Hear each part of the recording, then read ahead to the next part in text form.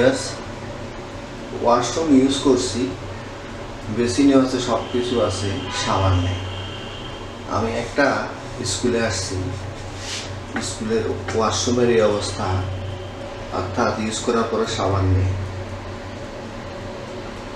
আপনার ওয়াশরুম অপরিষ্কার হইতে পারে, অপরিচ্ছন্ন হইতে পারে, সাবানটা তো আমাদের জরুরি। দেখুন, সাবান পকেটে করে নিয়ে এসেছি, পকেটে করে সাবানটা সবসময় রাখবে, কারণ কোথায় প্রাকৃতিকটাকে সারা দিতে হয়, ওয়াশরুম ইউজ করতে হয়, সবসময় সাবানটা পকেটে রাখবে। পকেটে রেখে পকেট থেকে বের করে ওয়াশরুম ইউজ করার পরে ভালো করে সাবান দিয়ে হাত ধুয়ে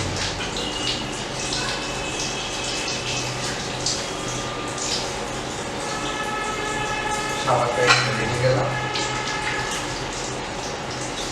কারণ আমরা গরিব মানুষ,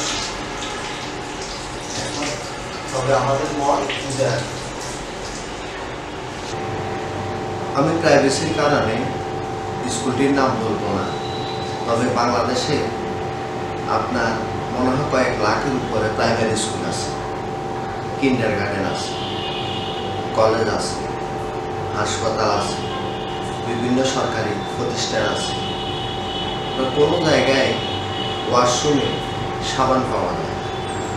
তারপরে ধর্মীয় মসজিদ, মন্দির, উজুখানা, অনেক কিছুই আছে। এখন ওয়াশরুমে সাবান না পেলে আমরা কী করব?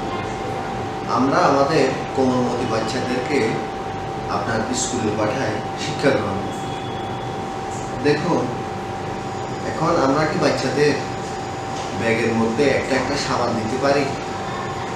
আপনারা এবং আমাদের মানি ব্যাগ বা পকেটে করে একটা সাবান বহন করা এখন জরুরি হয়ে পড়েছে, যেহেতু এই সচেতনতার এই অ্যাওয়ারনেসটা আমাদের পারিবারিক শিক্ষা ছিল। কিন্তু এখন দেশের কালচার, সামাজিক পরিস্থিতি এমন হয়ে গেছে যে ওয়াশরুমে একটা সাবান পাওয়া যায়। কিন্তু বাংলাদেশে যতগুলো রেস্টুরেন্টে যাবেন, রেস্টুরেন্টে কিন্তু ঠিকই ওয়াশরুমে সাবান পাওয়া যায়। সচেতনতাটা আমাদের পরবর্তী প্রজন্মের স্বাস্থ্য সুরক্ষা অবশ্যই করবে। তাই আমি সবার কাছে অনুরোধ করব, ভিডিওটা আপনারা দেখবেন এবং একটা সিদ্ধান্ত উপনীত হবে, বা একটা মেসেজ, সামাজিক মেসেজের জন্য আমি ভিডিওটা করছি, নাহলে ভিডিওটা করতাম না।